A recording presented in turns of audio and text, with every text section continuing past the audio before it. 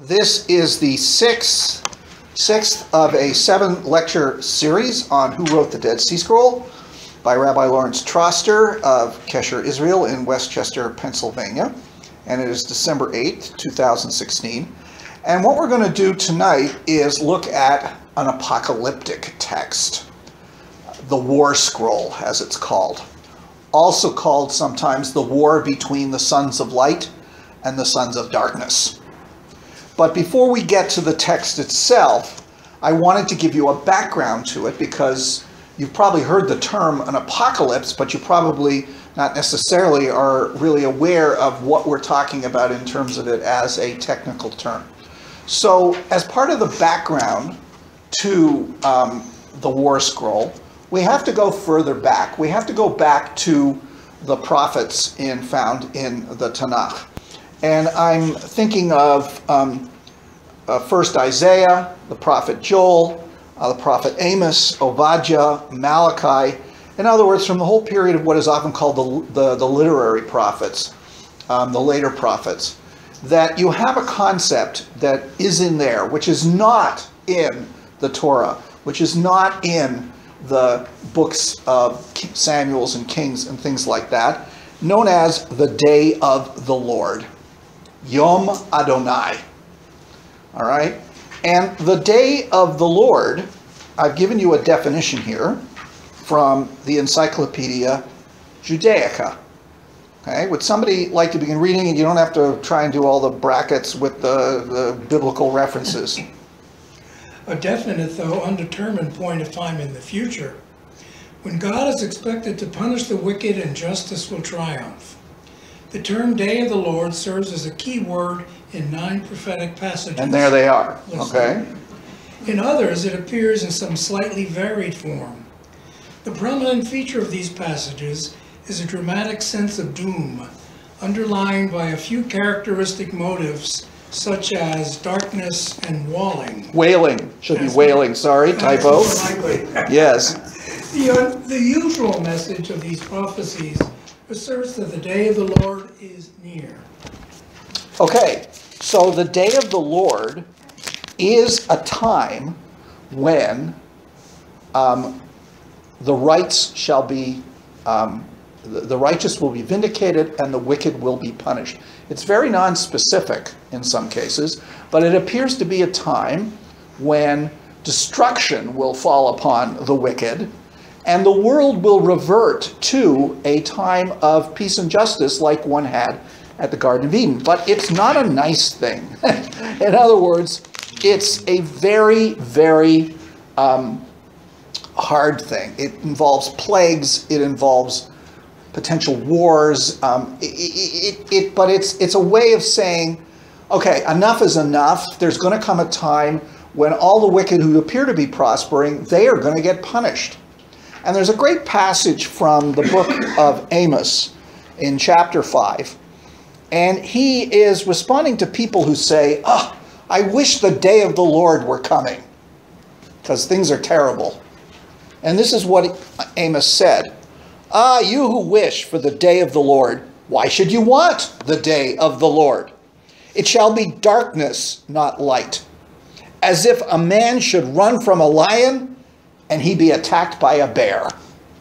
Or he got indoors, should lean his hand on the wall and be bitten by a snake. Surely the day of the Lord shall be not light, but darkness, blackest night without a glimmer." And I really love it's humorous, right? You know, a guy runs away from a lion and gets attacked by a bear. He runs away from the bear, goes inside and gets bitten by a snake, which means you can't get away from it. Yeah, Dan. Is there any sense, either from Amos or contemporaries, that this was coming in their lifetimes? Or was this something they thought of as well in the future? That's a good question. I don't know the answer to it. It seemed to be, it's an undetermined point of time. But it's going to happen.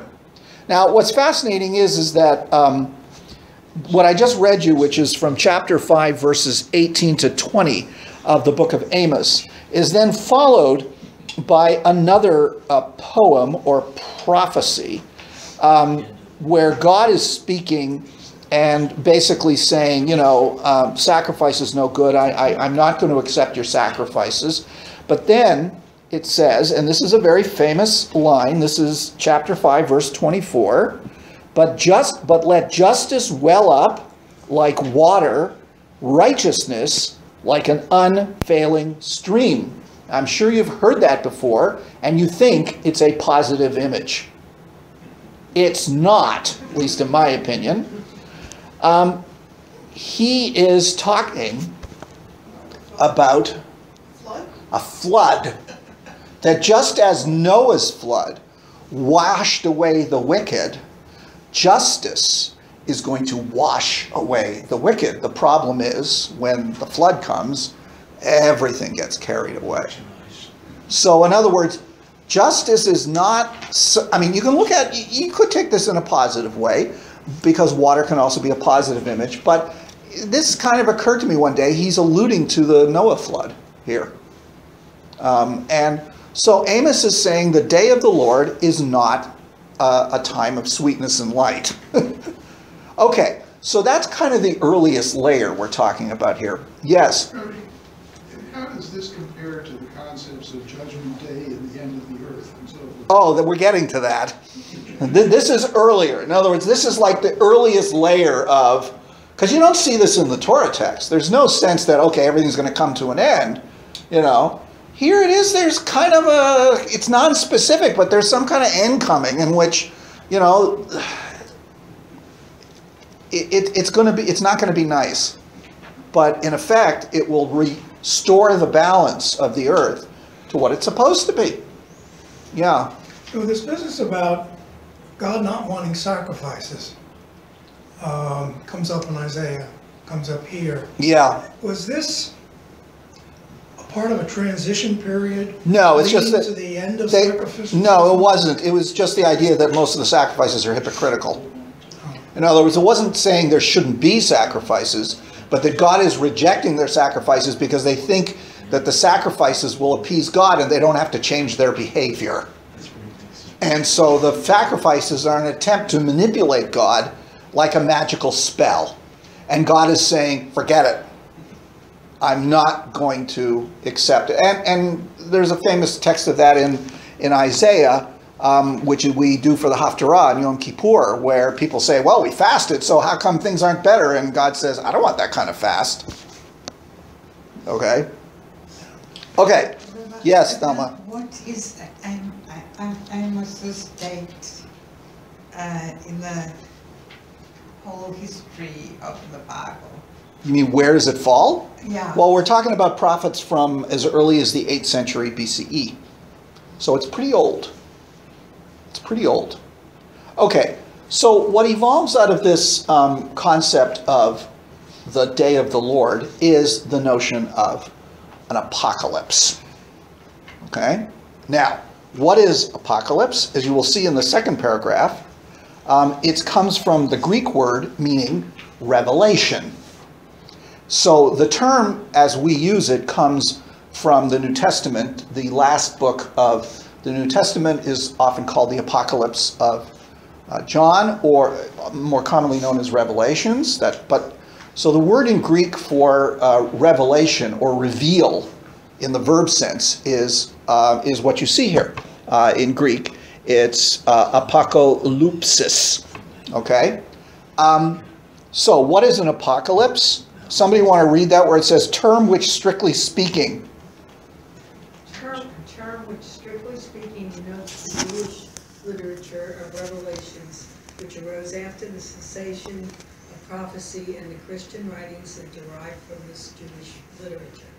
The major purpose of apocalyptic writings is to reveal mysteries beyond the bounds of normal knowledge, the secrets of the heavens and of the world's order, the names and functions of the angels, the explanation of natural phenomena, and the secrets of creation, the end of days, and other eschatological matters, and even the nature of God himself. So, apocalyptic literature grows up after the end of prophecy, where the institution of prophecy declines and basically disappears. And that's in the early part of the Second Temple, in the 5th century BCE. Okay? And what happens to replace it is this literature that is an attempt to, well, you see the list, find out how the world really works, but also it's connected with the end of days. In other words, the day of the Lord is now an apocalyptic day, and it becomes quite elaborate. And the apocalyptic literature is quite prominent in the Second Temple period, going from starting, as you will see, with the, well, let's just say that in the Bible, the book of Daniel is the sort of the quintessential apocalyptic work, but there is apocalyptic material, some call it proto-apocalyptic material, in the prophets, in the latter prophets especially, who existed in the beginning of the Second Temple period. And they were the last prophets, and several of them have apocalyptic visions, like the prophet Zechariah, the last chapter, chapter 14, which we use as the Haftarah on Sukkot, is an apocalyptic vision of the end of days. Okay? But we'll get to Daniel, because Daniel is critical in what's going to follow. And what we find is we find apocalyptic literature all throughout this period. We find it even after the destruction of the Second Temple in the year 70. We find it in Jewish sources all the way up to around the year 100, and then it kind of peters out. And you don't really see it in rabbinic literature. The rabbis don't write apocalypses. There's interesting stuff that they talk about, not in the legal text, but in the non-legal texts, interpretations and things like that. But you don't have, after that, you really don't have Jewish apocalyptic literature. And the Jewish apocalyptic literature it's pre-rabbinic. And which groups it came out of, in many cases, is quite obscure. Well, what happens is that the apocalyptic tradition gets into the early Christian tradition, and that's why you have a book of the Apocalypse as the last book of the New Testament, which, by the way, it was pretty controversial, and in some of the early lists of what they considered to be the sacred books of the early Christian community, the book of Revelation wasn't necessarily there. It got into the New Testament, but in the Reformation period, Erasmus, who was a Catholic during the time of the Reformation, he wrote a commentary, every single book of the Bible, Hebrew Bible and New Testament, except for the book of Revelation. And Luther thought it was a book of nonsense, and I think he wanted to kick it out of the New Testament, but he didn't. The point is, the book of Revelation is a Jewish apocalypse. And as one writer said, if you take the name of Jesus out and just put in the word Messiah, it's perfectly Jewish for that period when it was written, which is around the year 90 or so, CE. And in fact, we have apocalypses from around the same period that the book of Revelation was written, and they're virtually identical in many ways. Okay? And the author of the book of Revelation was an early Christian who was ethnically Jewish. We're pretty sure of that. So, what you have is this literature, and you'll see later on, I've given you a sort of a list of them. But why? Why did this stuff happen? Why all of a sudden did this stuff pop up and become a major theme of Second Temple and immediate post-Second Temple Jewish spirituality? Well, Professor John Levinson, who teaches the Bible at Harvard, one of the best books I've ever read on an aspect of the Bible called Creation and the Persistence of Evil, the Jewish Drama of Divine Omnipotence, he talks about this, and so I've given you an excerpt of it. Somebody like to read this, the distinctive note. The distinctive note of eschatological urgency from some 6th century BCE biblical text derives from the dissonance between the world affirmed in literature and the world experienced in quotidian life, daily life. In the former, Yud-Heh Vav-Heh, Adonai, reigns in justice, unchallenged and abundantly favoring his faithful and obedient votaries, his devoted follower.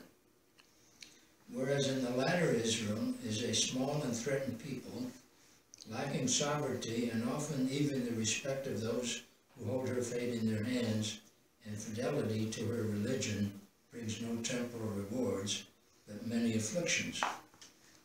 Both types of literature, eschatological and lament, are defined by the tension between the ideal and the real, and refusal to jettison one in order to embrace the other. Wholeheartedly apocalyptic is in part born of contradiction between the rhetoric of the First Temple period and the reality of the Second. Okay, so you have texts in the Bible, and when he talks about the lament, he's talking about certain psalms. There are certain psalms that are classified as laments, lamenting the situation of the person who's writing it, lamenting the situation of the Jewish people being under foreign oppression. Okay, so it laments it, but because this is not the way things are supposed to be.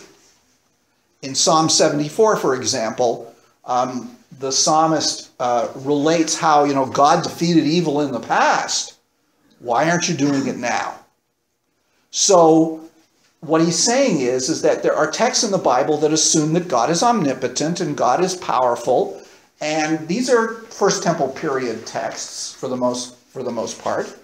And it's only in the Second Temple period that the reality of their situation, because this is the interesting thing, when the Babylonians destroyed the temple and exiled the Judeans to Babylon, there were these prophecies that we now call Second Isaiah, the last half of the book of Isaiah, where he said, don't worry, God hasn't forgotten you. God is going to bring you back from Babylon like a new Exodus. The temple's going to be rebuilt. The Davidic kingdom will be restored. All the nations will bow down to you. And of course, that's not what happened. They were allowed back. Not all of them went. They rebuilt a temple, but it was kind of a pale shadow of what the incredible Solomon's temple was like. And they were under foreign domination, and they didn't restore the kingship. One of the descendants of the kings was the governor for a while, and we don't know why that switched at one point, but they were not an independent kingdom. The prophecies, even though the prophecy of their returning came true, the rest didn't, and they were under foreign domination, and this really bothered people. So they had to deal with the real situation of what life was like to be under the thumb of a foreign pagan power. Now, the Babylonians were really bad, but the Persians were actually quite tolerant. But in principle, it wasn't supposed to be that way. So the apocalyptic literature only really shows up in the Second Temple period because they're trying to live this problem, as Levinson says. What is the ideal and what is the reality? And the apocalyptic literature, in effect, says, okay, the world at the moment is governed by the demons. For whatever God's purpose is, God is really not acting in the world. God will act in the world, and there will be this massive war, not only on a human level, but on a cosmic level, in which the forces of evil will finally be defeated. And whoever writes the apocalypses, because they're always written with a pseudonym, usually a biblical figure, it has been revealed to me, usually through an angel, interestingly enough, the secrets of what will happen and when it will happen. Okay? Anybody have any questions about this? Yeah, Dan. When you say, and when it will happen, yeah, it was still left vague, wasn't it? What? Oh, no, in some cases it wasn't left vague at all. It was real specific? Oh, yeah. March 2nd? No, but I mean, it was, well, you'll see when we look at the text from Daniel, it was pretty evident that, Daniel was edited around the 2nd century BCE. They thought it was happening soon. And of course, that we saw from already, we've studied in Qumran, they expected it to happen. And that's what you find in apocalyptic literature, that it's going to happen soon. And you learn, they tell you the signs to show you when it's happening. That's part of the apocalyptic literature, is the secrets of when is the end of the world coming. And you can, I'm sure you can think of your own, think of religious sectarian groups, religious sects here in the United States that have preached this kind of thing for a long time, right?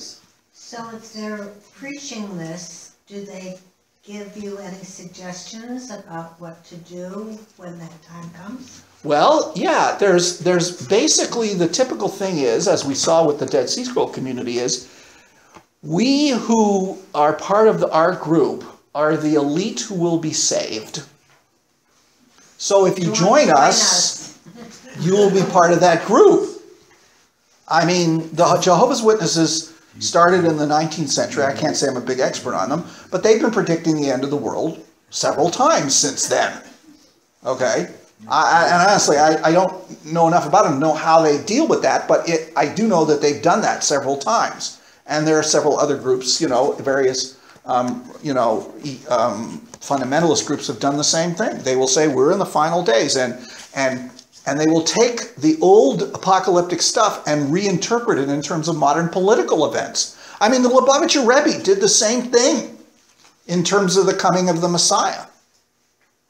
Right? I mean, our messianic tradition, our later messianic tradition, has apocalyptic elements to it, but we didn't sort of, there are different forms of messianism within Judaism, and how the end is going to come. There's a lot of variation. Some it could be peaceful, some it could be violent, but, the tradition, well, the rabbis didn't write apocalypses, and they tried to, after the Bar Kokhba Revolt, which was a messianic movement that brought this disaster in 132, because it was a war against Rome, the rabbis tended to downplay this, but every once in a while, we had false messiahs come, and it was an apocalyptic, their vision was, okay, so now the end of the world is coming. Anybody have any other questions? Okay, there's one other element before we read the War Scroll that I think is pertinent, has nothing to do with apocalypse at the moment, and that's the book of Deuteronomy. In chapter 20 of the book of Deuteronomy are some laws of war. There are several parts of the law code of Deuteronomy where there are some rules of the laws of war. So this one is about what happens when the army is getting ready to march out. Okay? Somebody like to read it? When you go out to war against your enemies and see horses and chariots, an army larger than your own, you shall not be afraid of them, for the Lord your God is with you, who brought you up from the land of Egypt. Before you engage in battle, the priest shall come forward and speak to the troops, and shall say to them, Hear, O Israel, today you are drawing near to do battle against your enemies. Do not lose heart, or be afraid, or panic, or be in dread of them. For it is the Lord your God who goes with you to fight for you against your enemies, to give you victory. Yeah, the idea that God was with the Israelites when they went into battle goes back to the early history of them. It's, you see it in the book of Joshua, you see it in Judges and Samuel's, that the idea is that when they are going out to battle, there is, as it were, a heavenly army that is the celestial equivalent of the earthly army. And in the book of Joshua, Joshua, who is the commander of the armies, meets his heavenly counterpart, the chief of staff of the heavenly hosts. There's a very famous incident before in chapter 6 of the book of Joshua, before the attack on Jericho, where he's kind of wandering around. He sees this guy with a sword, and he says, "Who are you?" And the guy says, "I'm the captain of the hosts of the Lord." And Joshua really gets afraid because he knows this is not a human being, and he falls on his face. But the point is, this idea that there are heavenly hosts and that God is literally with you. And by the way, one of the ways they did that was they carried the ark into battle with them. We don't know how extensive they did it, but we know we have evidence of that in the book of Samuel's. Unfortunately, didn't work out for them. But what's important here is the formal declaration of, when it says the priest, it means the high priest. So this was incorporated into Jewish practice, even in rabbinic texts, that this must be done before the army goes out. Now, of course, this had no relevance for most of Jewish history, And I don't think, it's not being done today. But the point is, this speech, just remember it, because it's important when we look at the War Scroll about what happens in their vision of the final battle. Okay, any questions at this point? All right, so the book of Daniel is the most influential text in terms of Second Temple apocalyptic ideas.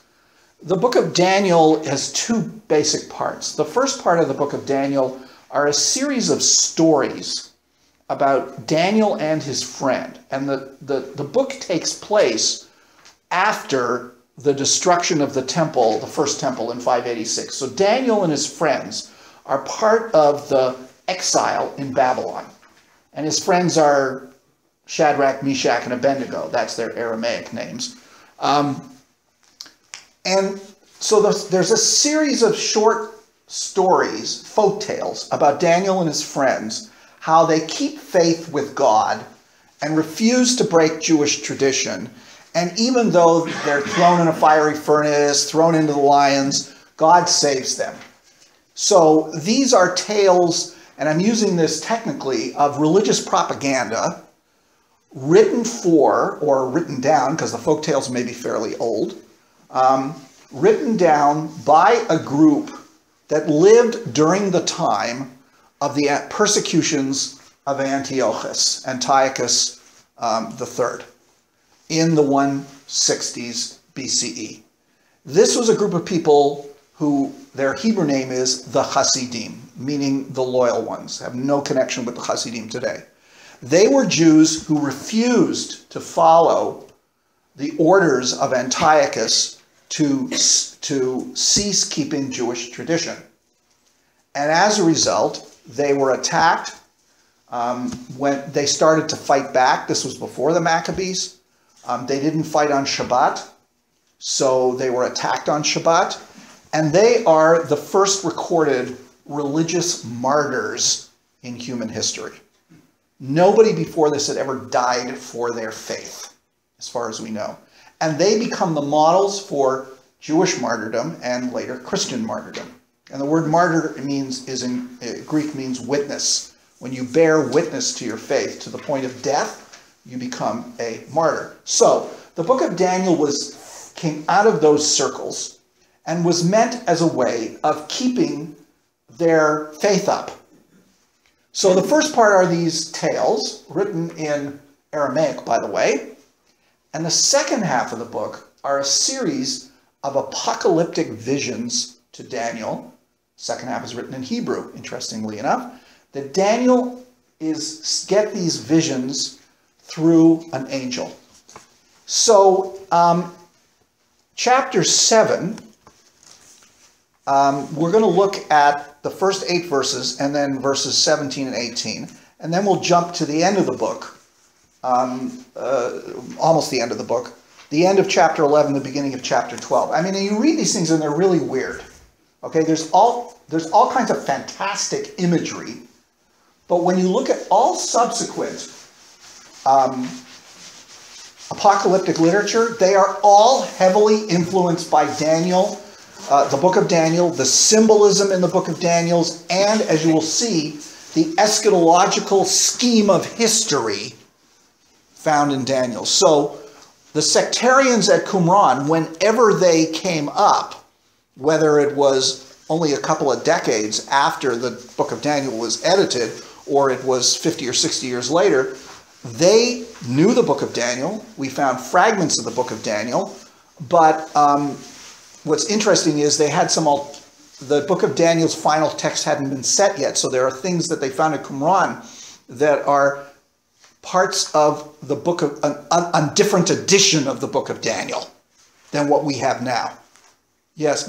Is there any sense that the book of Daniel is originally 2 different books that got melded together? I don't know the theories on that, but it's assumed that the folk tales, they're written in the vernacular, Aramaic, they may have preceded, they may be much older, because the figure of Daniel actually shows up in the book of Ezekiel as one of the wise men of old.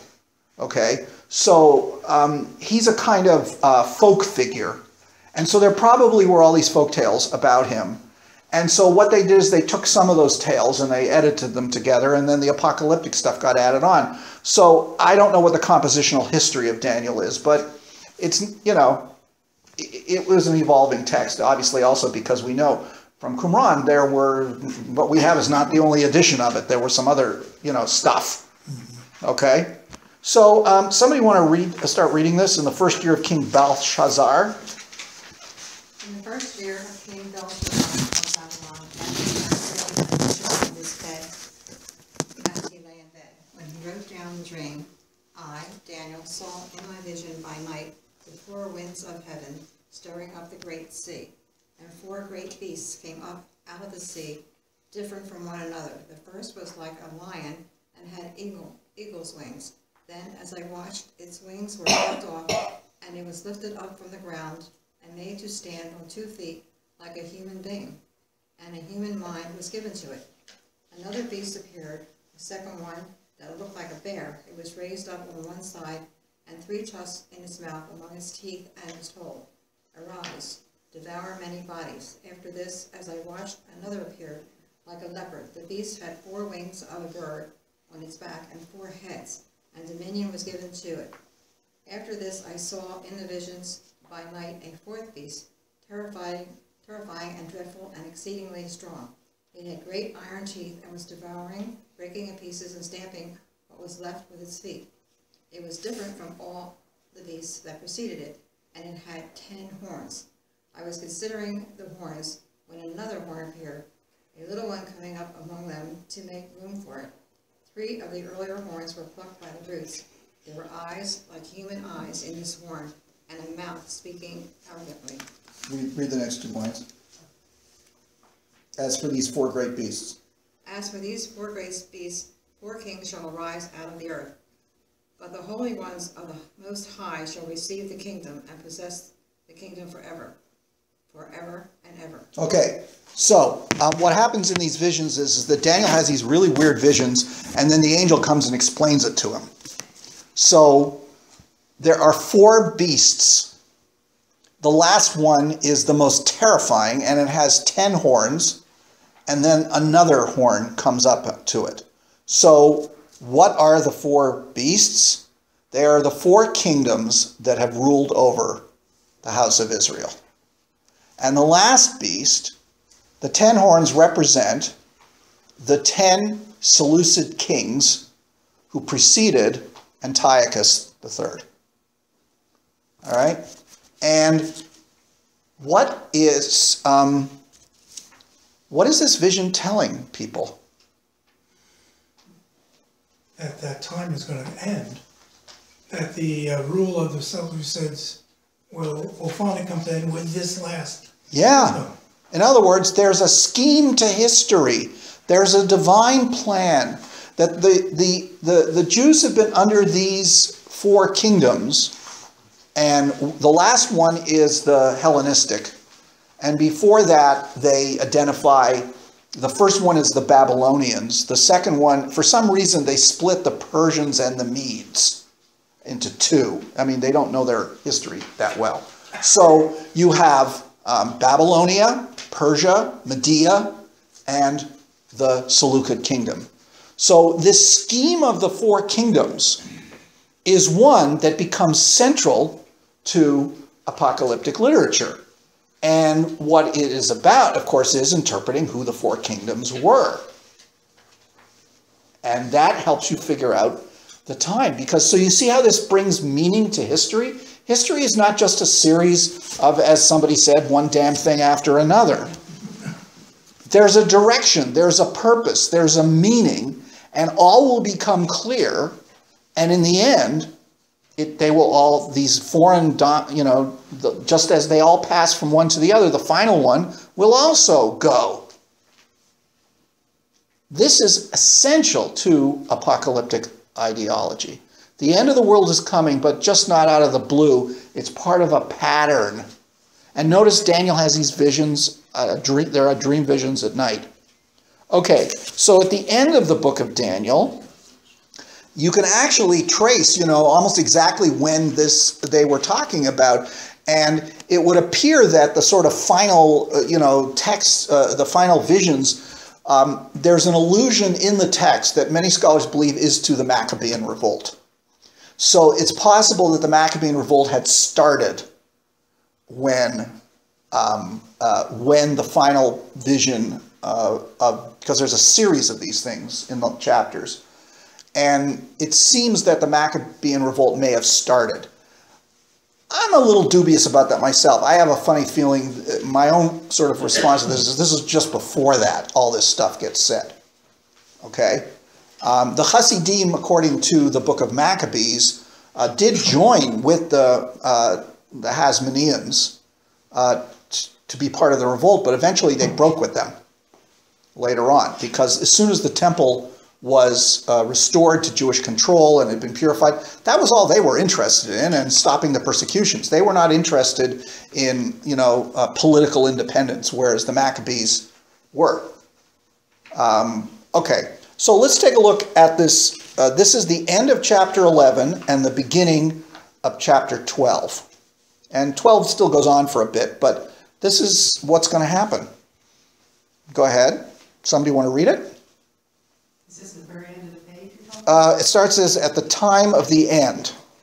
At the time of the end, the king of the south shall attack him, but the king of the north shall rush upon him like a whirlwind, with chariots and horsemen, and with many ships. He shall advance against countries and pass through like a flood. He shall come into the beautiful land, and tens of thousands shall fall victim. But how do you pronounce that? Edom. But Edom and Moab, and the main Part, should be part. I'm sorry? And the main part, not Part par. of the Ammonites shall escape from his power. Okay, so what's it talking about? Who's the king of the south? Yes, the Ptolemies. And the Seleucids and the Ptolemies were almost constantly in war with each other. And originally the land of Israel was part of the Ptolemaic territory, but around the year 200 BCE, the Seleucids defeated the Ptolemies in battle, and conquered that whole area. So they've been fighting back and forth for a long time. So the king of the south is the Ptolemies of Egypt. The king of north is Antiochus, the Seleucids. And according to this, he's going to, sweep them away. And of course, he comes into the beautiful land. That's Israel, right? And tens of thousands of people will fall victim to him. But Edom and Moab and the main part of the Ammonites shall escape from his power. He doesn't deal with the people to the east. Read on. He shall stretch out his hand.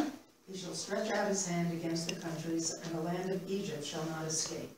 He shall become ruler of the treasures of gold and silver, and all the riches of Egypt, and the Libyans and the Ethiopians shall follow in his train. But reports from the east and the north shall alarm him, and he shall go out with great fury to bring ruin and complete destruction to many. He shall pitch his palatial tents between the sea and the beautiful holy mountain, yet he shall come to his end with no one to help. Okay, and this is reflective of the political events of what was going on, that Antiochus was in fact, the real thing that happened is that he tried to invade Egypt, and I think he was the one, the Romans basically intervened. They didn't want him to attack Egypt. So the Roman ambassador to the court of the Ptolemies apparently went out to Antiochus and drew a circle around him in the sand and essentially said, you step out of that circle towards Egypt and you're now at war with Rome. And Rome had become more and more powerful in the Eastern Mediterranean. They hadn't been involved in the Eastern Mediterranean, but they were beginning to build up their presence there. So this is all about these sort of high-level power politics that's going on, and Antiochus, of course, according to this, will come to a bad end. Okay, so this is what's going on. You've had this war that's happening, this huge war. Thousands of people died. The evil guy is going to get defeated, but read on. Now the really important thing happens. Yeah, keep going, sure. At that time, Michael, the great prince, the protector of the people, shall rise. And Michael is an archangel. He is the angelic patron of the Jewish people. He's our guardian angel. Every people has an angel, and we got Michael, and he's the most powerful. Okay? Go on. There shall be a time of anguish such as has never occurred since nations first came into existence. But at that time your people shall be delivered, everyone who is found written in the book. By the way, this is the origin of the thing that happens later on, the book of life. Okay? Go on. Many of those who sleep in the dust of the earth shall awake, some to everlasting life, and some to shame and everlasting contempt. This is the first explicit mention of resurrection of the dead in the Bible. So, at the end time, Michael, the great archangel, will come down and lead the forces of good against the forces of evil, and all the dead will get resurrected for judgment. Now, why is resurrection important? There are antecedents to it in other texts in the Bible, but this is where it really begins to come to the fore. Because think about it, the people who suffered the most during the Antiochian persecutions were the most pious. The ones who kept the Torah, who kept Shabbat, who kept Kashrut, who were the most meticulous in their observances and the most pious, and they're the ones who were getting slaughtered. Whereas the Jews who decided to, stop practicing stuff, and a bunch of them went over to the other side, essentially, they didn't seem to get punished. So this is not fair. So what will make things fair? That the people who died for their faith will get resurrected and be rewarded. That's what it's about. I mean, think about it. I mean, that's what the afterlife is about. If it wasn't good in this life, the next life you'll get your reward. Okay, go on. Those who are wise shall shine like the brightness of the sky, and those who lead many to righteousness like the stars forever and ever. But you, Daniel, keep the word secret and the book sealed until the time of the end. Many shall be running back and forth, and evil shall increase. So notice, Daniel is told way back when, supposedly, that he can't tell anybody about this. He's got to write it all down, but he's got to keep it secret. And that's part of the apocalyptic tradition, that they are secrets that should not be revealed until the right time. Anybody have any questions about Daniel? I mean, Daniel is a pretty wild book if you read it. I mean, it's just really strange. But because Daniel becomes a holy book in the Jewish tradition, part of Scripture, it has a huge influence on the Second Temple Judaism and on Christianity. The whole notion of the four kingdoms keeps getting repeated and reinterpreted, so that the fourth kingdom is Rome, for example. Is that where the four wise men came from? No, it's nothing to do with it. Okay? All right, so if you turn to page 3, I just wanted to give you a list of, and I think it's pretty complete, of apocalyptic literature. And it's pretty extensive, as you see. In the Bible itself, you have parts of the prophets, which we deem as apocalyptic or proto-apocalyptic. Then the books that aren't in the Bible, called the non-canonical books, are often called the pseudepigrapha. You see there's a huge range of these things. The book of Enoch, parts of the first book of Enoch, are earlier than Daniel and date back at least to the 3rd century BCE. They're pretty old. And you have, with the dates, the approximate dates of them, you have all these books. The Testament of Abraham, these are supposedly things written by these biblical characters. They're about or written by these characters. So this is why they're called pseudepigraphal, because they're not like the book of Ezekiel from a real guy named Ezekiel. Enoch, whoever he was, way back in the book of Genesis, they took his name for this. And the problem is, we don't know who wrote most of this stuff. In other words, we don't know did they belong to a group? And some of these things may be from sectarian sources that had nothing to do with Qumran, nothing to do with the Sadducees or Pharisees, and are some other group We don't know. Because some of this stuff is pretty strange. Most of it is. What do you know about the Sibylline oracles? Well, this is a fascinating one. The Sibylline oracles, the Sibyl, of course, was a Greco-Roman woman, the legends of the Sibyl, who was a prophetess in Italy that Aeneas ran into, and she gave him sort of prophecies of his future and the future of Rome. But somehow Jewish groups picked up the idea of the Sibyl and made her Jewish. So the present book of the Sibylline oracles, you'll see scholars feel that it comes from, parts of it are earlier and later, and there are some parts that are, like some of these books have later Christian additions to them. And I think the Sibylline oracles, if I remember correctly, also did. All right? So in Qumran, we have apocalyptic material, as we already saw in the Pesharim, right? When we looked at the interpretive text, they talked about the end of days. We saw there was stuff in the Damascus document and the community rule about the wars between the sons of light and the sons of darkness and all that stuff. So there is, shot through some of the other documents, there is this apocalyptic mentality and vision. Also in the Genesis Apocryphon, the War Scroll is the one that's most explicit, but there are several others as well. And most of the other stuff is very fragmentary, but the War Scroll is one of the first Dead Sea Scrolls that was discovered and published and so on and so forth. And it's not in too bad shape, although again the bottom is usually rotted away. But the War Scroll, which is called 1QM, and there are fragments of the War Scroll that were also found not only in the first cave, but in the fourth cave and the 11th cave, which shows you that this was an important work for them, is an apocalyptic work. And here's the structure of it, as you see. It begins with, and it's written at a time. Remember, we were looking at the Pesharim and the Romans show up. They're called the key team.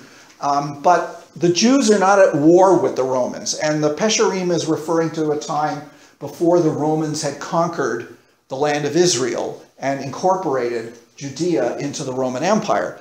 The War Scroll is after that. The War Scroll is when, after 60 BCE, when Pompey the Great conquered, he was intervening in a civil war between the two brothers who were the Hasmonean rulers, and he essentially took over. He added Judea to the Roman Empire. Okay, so that's who the key team are in this. They are the Romans. There's a lot of stuff here which are rules, as you see, about the reorganization of the temple worship.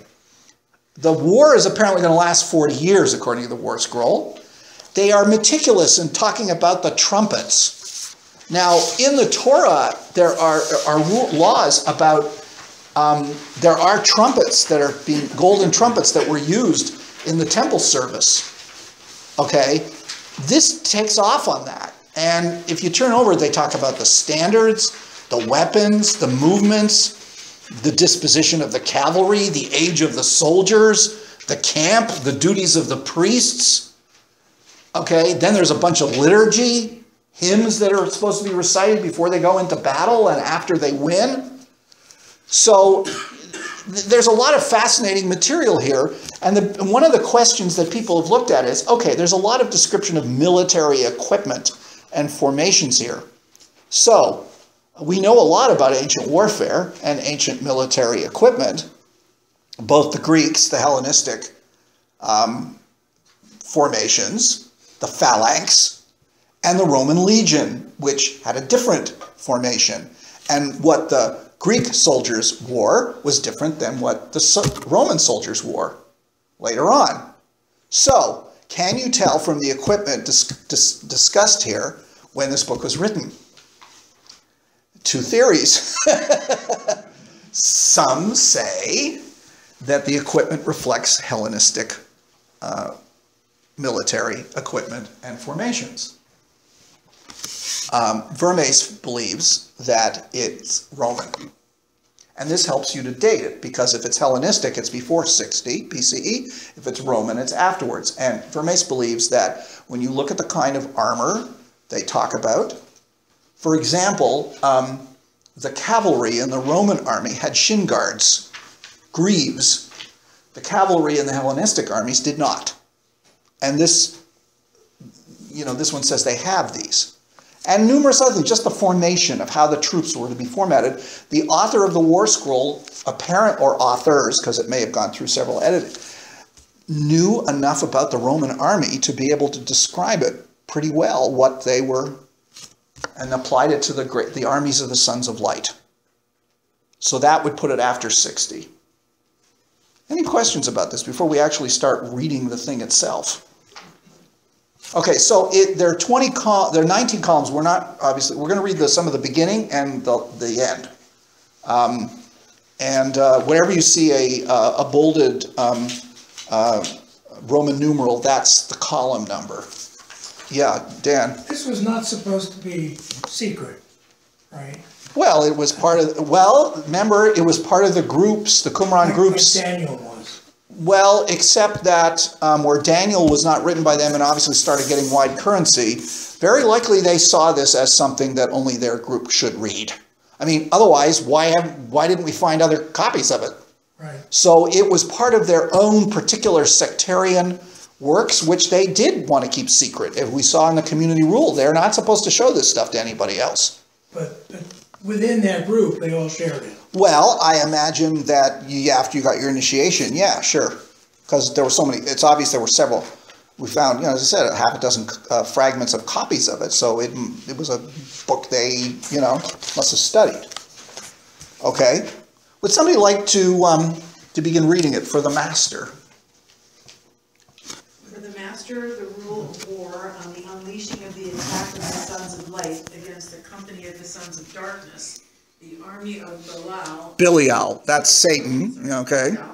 Against the band of Edom, Moab, and the sons of Ammon, and against the army of the sons of the east and the Philistines, and against the bands of the Kittim of Assyria, and their allies, the ungodly of the covenant, the sons of Levi, Judah, and Benjamin, the exiles in the desert, shall battle against them in all their bands, when the exiled sons of light return from the desert of the peoples to camp in the desert of Jerusalem, and after the battle they shall go from there to Jerusalem. Okay, we're not sure. So the Kittim are the Romans, and what the author is utilizing are the nations found in the Hebrew Bible, the ones that David conquered, as being the allies of the Romans. Okay, and here the Kittim are called the Kittim of Assyria. Which of course they're not, but this is all code language for the Romans and their allies. So, for example, Edom, Moab, sons of Ammon, those are all of in ancient Israel were the nations to the east, what is now Jordan. Well, there were, little, groups of people, little kingdoms all along there during the Roman period, not Jewish, and so they were allies of Rome, and the Philistines would be the people who were living where the Philistines originally came from, which is the Gaza Strip area, and that was an enclave was not Jewish, a Jewish area. Okay, so in other words, this is a big war, and including, and their allies, the ungodly of the covenant, meaning Jews who were on the side of the Romans, which there were. Okay? You have to understand, even in the Great Revolt that happened later on, there were Jews who were fighting on the side of the Romans because they were against the revolt. So any of the Jewish supporters of the Romans are part of the enemy. Okay, and so the idea is they're going to return from the desert of the peoples, that's Qumran, to camp near Jerusalem, and then after the battle's fought, because Jerusalem is always the center of this war, then they'll return to Jerusalem. Okay, read on. The king of the Kittim shall enter into Egypt, and in his time he shall set out in great wrath to wage war against the kings of the north, that his fury may destroy and cut the horn of Israel. Okay, notice this, utilizing the terminology of Daniel. Okay, now the Romans, of course, there were they, at this point, you know, if they're going to invade the land of Israel, there's several points of entree here. First, they could come from the north from Syria. They could, or come from the south from Egypt because of the ports. I mean, eventually, there were ports along the coast of Israel, and when they were utilized, when the Romans did, during the war, the Romans would have, you know, arrived there at Ptolemais, which is the city of Acre, or Akko today, and of course, Caesarea, which was built by Herod the Great, was the administrative capital of the Roman Judea. But, you know, this is normal. You know, the legions would come because there were legions stationed in Egypt. They would come from the south, and he would attack the north. Go on. This shall be a time of salvation. Oh, sorry, one other thing. Notice, cut the horn. Right? The horn is a symbol of strength in the Hebrew Bible. Sorry, Marilyn, go ahead. This shall be a time of salvation for the people of God, an age of dominion for all the members of his company, and of everlasting destruction for all the company of Belial. The confusion of the sons of Japheth shall be great, and Assyria shall fall unsuccored. The dominion of the Kittim shall come to an end, and iniquity shall be vanquished, leaving no remnant. For the sons of darkness there shall be no escape.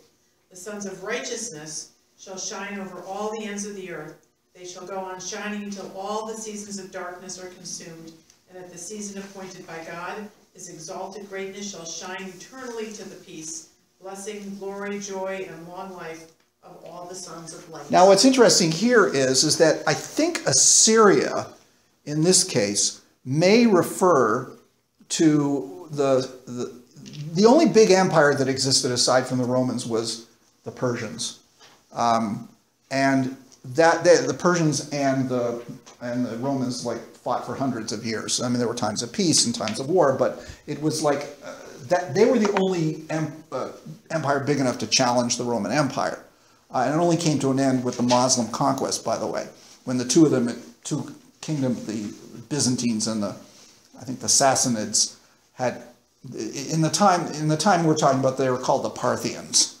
Okay, but during the time of when the Muslim conquest started, the Byzantine Empire, which was the Roman Empire, the Eastern Roman Empire, and the Persian Empire had basically been fighting nonstop for decades and had basically wore each other out.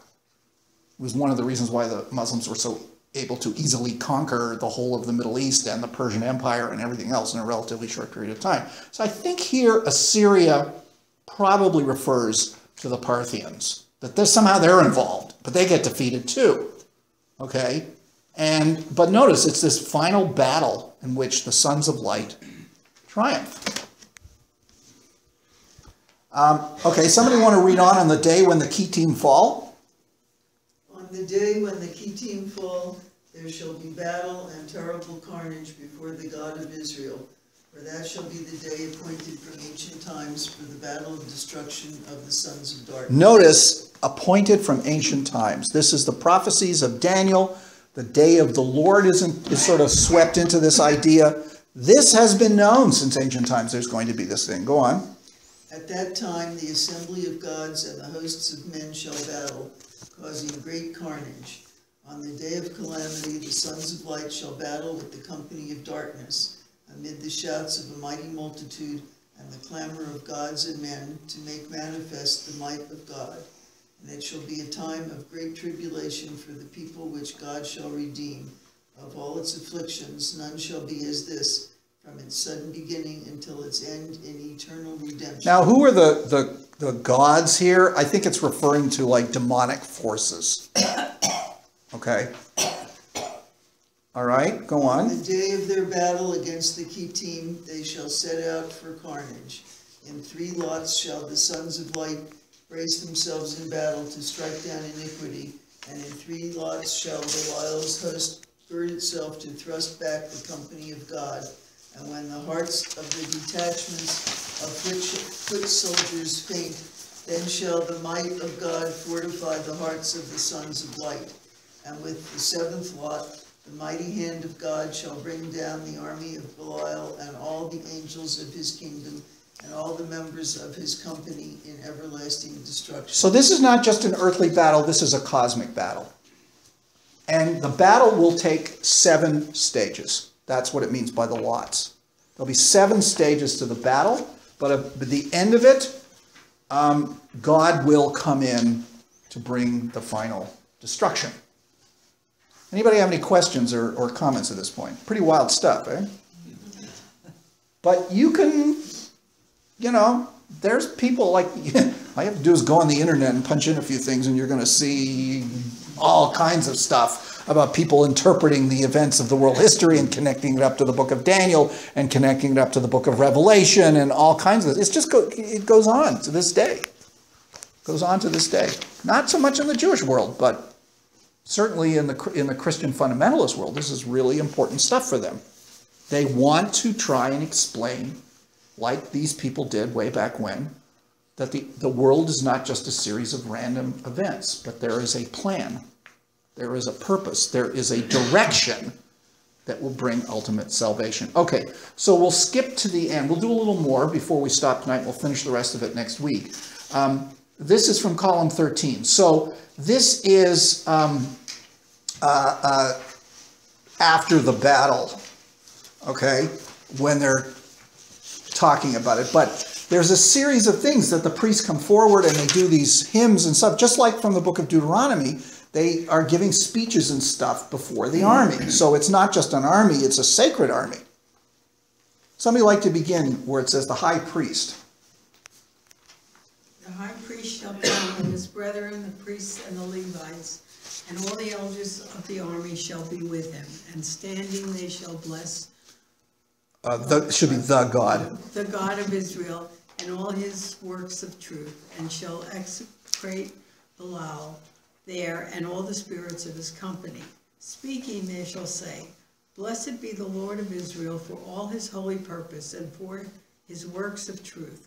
Blessed be all those who serve him in righteousness, and who know him by faith. Cursed be Belial for his sinful purpose, and may he be execrated for his wicked rule.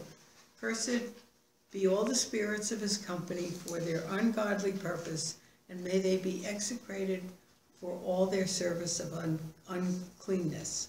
Truly they are the company of darkness, but the company of God is one of eternal life. Okay, so again, this radical dualism between the darkness of the devil and his minions, who are fallen angels, and the sons of light, who are not only angels, but also the human counterparts who are members of the Qumran group. Okay, you want to read on? You are the God of our fathers. We bless your name forever. We are the people of your inheritance. You did make a covenant with our fathers and will establish it with their children throughout eternal ages. And in all your glorious testimonies, there has been a reminder of your mercies among us to succor the remnant, the survivors of your covenant, that they might recount your works of truth and the judgments of your marvelous mighty deeds. This sounds perfectly like you could find it a passage like this in the Bible. Okay, go on. You hast created us for yourself, O God, that we may be an everlasting people. You have decreed for us a destiny of light according to your truth. And the Prince of Light you have appointed from ancient times to come to our support. That's Michael. That's the Archangel Michael, the Prince of Light. Go on. All the sons of righteousness are in his hand, and all the spirits of truth are under his dominion. But Belial, the angel of malevolence, you have created for the pit. His rule is in darkness, and his purpose is to bring about wickedness and iniquity. All the spirits of his company, the angels of destruction, walk according to the precepts of darkness, towards them in their inclination. Okay, so there it is. You've got Michael on our side, and you've got Satan and his group. Okay? Somebody want to pick up the next paragraph, but let us. But let us, the company of your truth, rejoice in your mighty hand, and be glad for your salvation, and exult because of your succor and peace. O God of Israel, who can compare with you in might? Your mighty hand is with the poor. With angel or prince, Which angel? Which angel or prince can compare with your redeeming succor? For you have appointed the day of battle from ancient times to come to the aid of truth and to destroy iniquity, to bring darkness low and to magnify light, to stand forever and to destroy all the sons of darkness. We'll stop there. So this is one of the prayers of the high priest. And it is it's praising God for this wonderful moment when all things are going to be, all the bad things that happen to good people are going to be righted.